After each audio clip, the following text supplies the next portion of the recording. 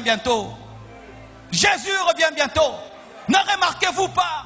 Il y a plus de technologie, mais le cœur de l'homme est toujours vide. Il y a plus de maisons, le cœur de l'homme est toujours vide. Il y a des gratte-ciel, Dubaï et tout, le cœur de l'homme est toujours vide. Des plus belles voitures, des meilleurs téléphones, des meilleurs ceci, mais le cœur de l'homme est toujours vide. Pourquoi? Jésus revient. Regardez même tous ces péchés dans les églises, tous ces péchés dans les églises. Des faux serviteurs de Dieu. Des gens qui viennent à l'église, qui ne se répandent pas, qui ne se convertissent pas. Ce sont les signes des temps de la fin. Les gens veulent entendre un message qui les plaît, qui les flatte. Signe des temps de la fin. La vérité devient rare. Le pur évangile devient rare. Des gens font des faux miracles. Les gens sont là pleins pour des faux miracles. Voir comment les poissons sortent des pieds des gens. Des poissons qui sortent des pieds des gens. Et ils sont nombreux.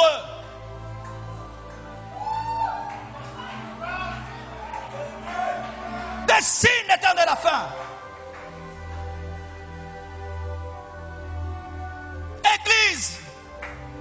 Et si vous êtes là, car il est possible d'être dans une église locale, mais de ne pas être dans le corps du Christ.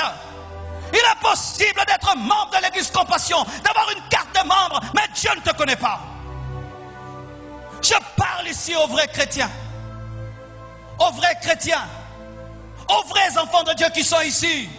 Si vous êtes là, enfants de Dieu, annoncez son retour. Dites qu'il revient bientôt. Préparez-vous. Lavez vos robes. Sanctifiez-vous. Prêchez son retour.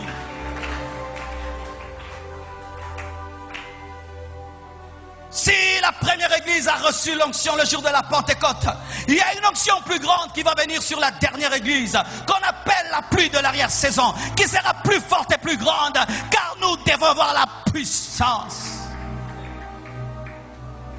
Un réveil est en train de naître. Un plus grand réveil que le réveil de Pierre. Un réveil qui prépare la maturité de l'église. Car Jésus-Christ ne peut enlever une église qui n'est pas mature. Et c'est un réveil puissant qui est en train de venir, afin de préparer l'église au retour de Jésus.